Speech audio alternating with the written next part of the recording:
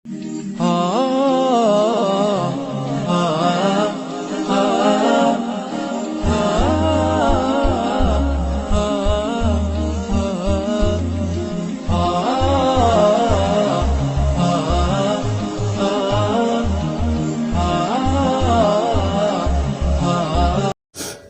الله الرحمن الرحيم.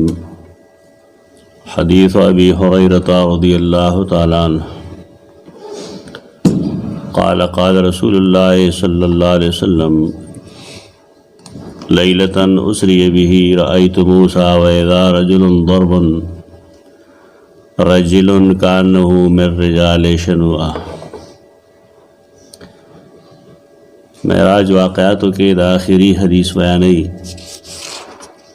اور پدې کې بنیادی طور یو څو اضافي دي چې مخکنو احادیثو کې نه وي.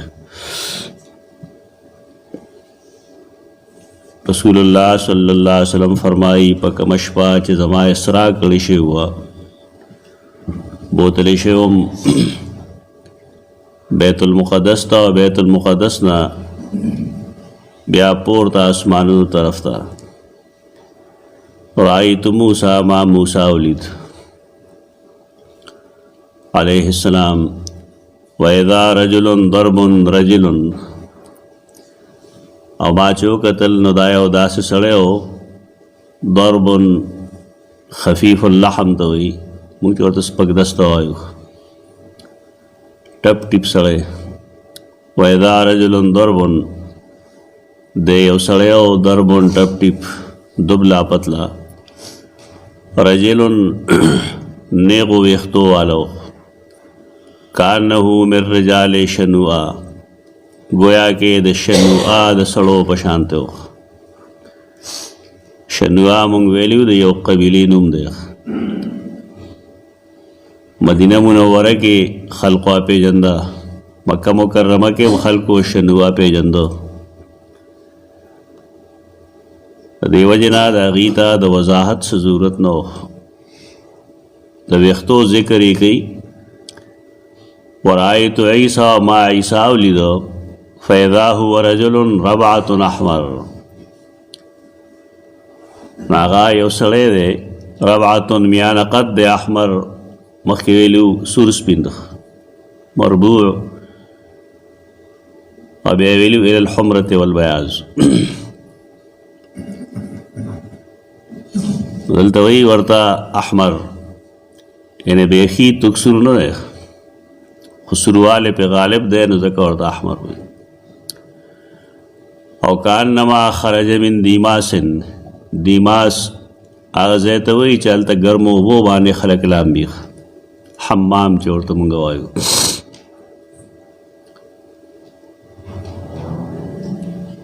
پدی ٹکڑا کے داغد حسن داغد خائست او داغد تازگی ذکر گئی چتب ہوئے گئے تازہ تازہ لامبلی دی ڈیر سور سپین دے مزیدار کھلے وانا اشبہ ولد ابراہیم بے او زو زیاد مشابہم دا ابراہیم دا اولادنا بھی دا ابراہیم سر متعلق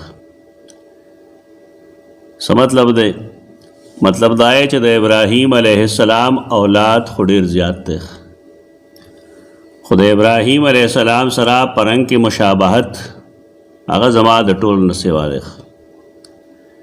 یعنی زد سیدنا ابراہیم علیہ السلام داغا پا اولاد کے زد آغا زیاد مشابہم ثم اوتیتو بنائین انائین دا انا تسنیدہ آنیہ لوخی اناؤن آنیتن انائین دلوخی دا میل مستیا دا کمچے اللہ دا خپل نبی کڑے وخ چلال البران دلوخی ورطکی خودی شو سما اوتیتو بنا انائین بیا مالا دلوخی راکڑے شو روڑے شو فی احدہما لبن پئی کے پیو کے پیو وفی الآخر خمر او پبل کی شرابو دا ګوره یو داسې مقام دی چې بظاهر د ازمیخ نه دی، لیکن رسول الله صلی الله علیه وسلم د هغه ازمایش هلته کولی شي. بعض ځایونه یې داسې، مثلا د آدم علیه السلام ازمایش دام جنت کې شی لا تقربا هذه الشجره، نو په دې خلک اعتراض نه کوي دا خو دې دنیا نه وه او دا خو څنګه امتحان یې واخیستو. اصل کې د دواړو وحي د قرآن او د حدیث منبع یو د الله، په دې وجه په صحیح حدیث چې خلک کوم اعتراض کوي نه هغه اعتراض بیا په قرآن هم راځي. خدا ازمایش الله د خپل نبی کو چې د انتخاب به کوم یوي، او دې کې موږ لم دا یو ترغیب دی چې کله موږ ته یو حلال او حرام شی کېښودی شو نو پکار دی چې موږ حلال څیز له ترجیح ورکړو. د شرابو حراموالی لا په رسول الله صلی الله علیه وسلم نازل شوی نه و، دا خو ډېر وروستو نازل شوی دی مدینه منوره کې کافی زمانه رستو. لیکن د یو انسان فطرت چروغي د هغه طبیعت او مزاج سمي نو که یو شی حرام هم نه وي بظاهر خو د هغه شک وي شبه یي په یې باندې اشتباه یي ځان د هغې نه بچ کول غواړي. دا خو رسول دی او د هغه شان خو ډېر لوی دی، خو صحابه کرامو کې ډېر شی داسې شته دی چې هغوی د اسلام نه مخکني حالت کې هم چېرته شراب خولې له نه دي وړلي، لکه ابوبکر صدیق شراب نه دي څښلي کړه. ابوبکر صدیق د اسلام نه مخکې هم د بت سجده نه ده کړې. دې ته فطرت سلیمه وایي. د یو انسان چې فطرت روغ وي د مسخ کړی نه وي، په ګناهونو باندې یا رسم و رواج باندې مسخ نشي نو د انسان فطرت نیکۍ ته مایلي. ستا که خیال یو ډېر ګناهګار نه ګناهګار سړی وي، لیکن د هغه په زړه کې هم کله کله دین طرف ته میلان راشي، ښه سړیتوب پکې راشي. دا ولې انسان فطري طور الله نیک پیدا کړی، دا خو دی خپل فطرت مسخ کی ته بیا په ګناه کې مزخ کاري. مثال یې د هغه سړي چې د هغه ته وایي او خولې خراب وي که نه نو مرچکۍ پې ښه لګي او خواږه پې بد لګي تراخه لګي، دا فطرت مسخ شي. نو دا د رسول الله صلی الله علیه وسلم هلته ازمیخ دی، یو کې ورته پی پیش کړل بلکې ورته شراب پیش کړل او ورته یې ویل اوس کا اشرب ایهما شئت، په دې دوه کې چې کوم غواړې اسکې شي. فاخذت اللبن، رسول الله صلی الله علیه وسلم فرمائی ما پی واغستل فشربته امې اسکل، پی اسکل داد نبی کریم صلی اللہ علیہ وسلم بر عالم بارا کې مسکلی. فقیل اخذت الفطرہ، نو ویلی شو تا په فطرت عمل وکړو. فطرت اصل کې د انسان هغه حالت ته وایي په کوم باندې چې الله انسان پیدا کړی، یہ تو فطرت ہوئی. دا نیچر نه دی، نیچر ځان ډسیز دی. خلق د عربی فطرت تراخلی نه په نیچر ورته بیخ دا ځان له ځان له سوزونه دی. الله د انسان په مزاج کې نیکۍ ته میلان پیدا کړی دی، د بدۍ نه نفرت هم ورکړی دی. د هر انسان په فطرت کې دا چولی شوي دا چې کله د دنیا ته راشي نو څه پکې پلار مور ګوتې ووایي. د پلار مور چې کومه عقیده او کوم ذهنیت وي نو ماشوم هغې طرف ته روان شي. خو چې کله بني آدم د کور نه بهر روځي نو بیا معاشره کې چې کومې نیکۍ برایۍ نو هغه انسان کې ننوځي. دا الله نه یې کړي، الله خو په دې بنیاد کړي چې هغه کې ورننوتي یا اراده یې کړي نو الله هغه حکم نافذ کړي که یې انسان په خپله. په دې وجه چې کله انسان لوی شي دا 13 کاله شي نو د بیا ذمهداري دا وي چې د خپل دین وګوري چې دا ما په کوم څیز باندې عقیده ساتلې ده یا په کوم څیز عمل کوم نو آیا دا زما د الله او زما د رسول فرمان دی او که نه دی؟ زه سې رسم باندې رواج باندې روان یم. زموږ دا خلک جنګونه بې ځایه کوي.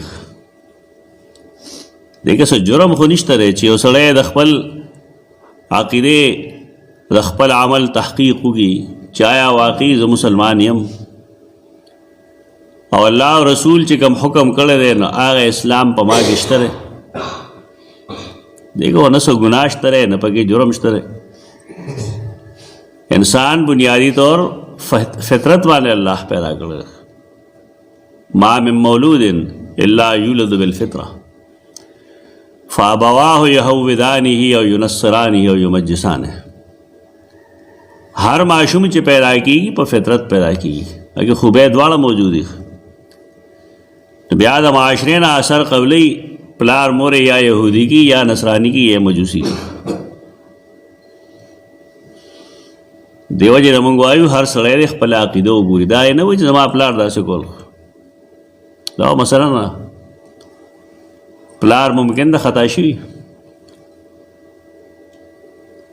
دا زور چې اچي خلک په ایمان باندې او په اسلام باندې محدثین دا غي وجه دغه چې یو سړی د نوم مسلمان دی او په یو داسې معاشره کې پیدا شوی چې ټول عمر شراب څکي او دی چې بالغ شي دی هم شرابي شي.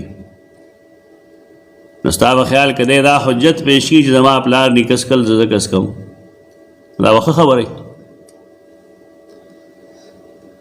خو دغه ته څوک جایز نه وي خو که ورته ووایي چې د الله نه سیوا بل ته رامدد شه مه وایه نو جواب پیدا کړي دا مشرانو کول. خبره دا چې دین یو مشر دی هغه ته وایي محمد مصطفی صلی الله علیه وسلم ته خپل عمل د هغه د عمل مطابق که خپل عمل د هغه د فرامینو مطابق که. فطرت ځکه قرآن او حدیث کې دې باندې زور دی چې فطرت کې ستا بدعات نه و. فطرت کې د انسان شرکیات او ګناهونه نه و. نیکی پکې هم وي. د نیکی ته ولې نه ځي؟ نیکی ته په دې وجه نه ځي چې نیکی کې سختی او ګناه کې لذت ته مزه ده اسانتیا ده پکې. دا جبر په زړه باندې وکړي. خپل عقاید خپل اعمال خپل اخلاق دا د شریعت پته لګي وتلی په ماحول نه چې خلق داسې کوي خلق داسې کوي. خلق خو ډېر څیزونه کوي. نو ما ته وویلی شو اخذت الفطره تا فطرت واغس. اما انک لو اخذت الخمر غوت امتک.